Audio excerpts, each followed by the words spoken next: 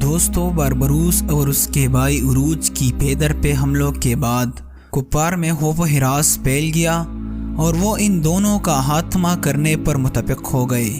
اس کے لیے انہوں نے 10 بڑے بحری جہاز تیار کیے اور انہیں اچھی طرح مسلح کیا، اور ان دونوں کا خاتمہ کرنے کے لیے انہیں سمندر میں تلاش کرنا شروع کیا۔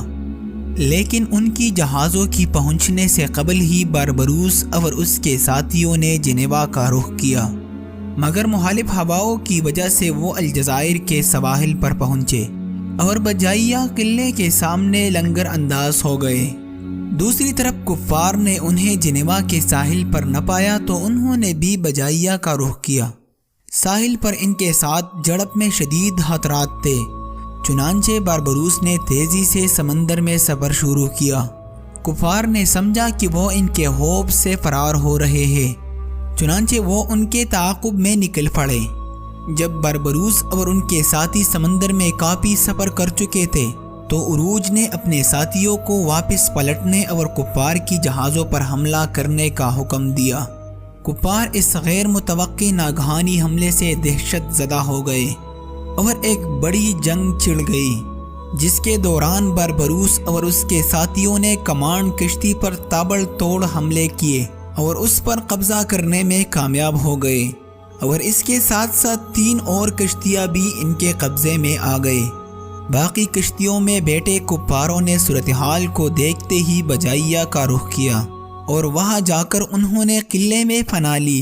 عروج نے ان کا پیچھا کیا اور قلعے پر حملہ کر کے باقی جہازوں پر قبضہ کرنا چاہا۔ بربروس نے صورتحال کی سنگینی کی وجہ سے اسے اس کے ارادے سے باز رکھنے کی کوشش کی، لیکن عروج نے ان کی بات نہیں سنی اور بجائیہ قلعے پر حملہ کرنے کے احکامات دینے شروع کر دیے، جو کہ ہسپانوی سپاہیوں سے برا تھا، اور ان کے ساتھ وہ کفار بھی عاملے تھے جو کشتیوں میں فرار ہو کر قلعے میں پناہ لینے پہنچے تھے۔ جب عروج نے حملہ شروع کیا تو قلعے کی طرف سے توپوں کے گولے بارش کی مانند عروج اور ان کے ساتھیوں پر برس رہے تھے۔ اس دوران انہوں نے 60 شہداء پیش کیے اور ان کے بہت سے ساتھی زخمی بھی ہوئے۔ تو دوستو، کیا اس صورتحال کے بعد بھی عروج قلعے پر حملہ جاری رکھے گا، یا وہ اپنے لشکر سمیت تیونس کا رخ کرے گا، یا آخر وہ اس جنگ میں شہادت پیش کرے گا؟ آخر ہوگا کیا؟ ان تمام سوالات کو جانیے وارز آف بربروسلر کے 8 ایپیسوڈ میں۔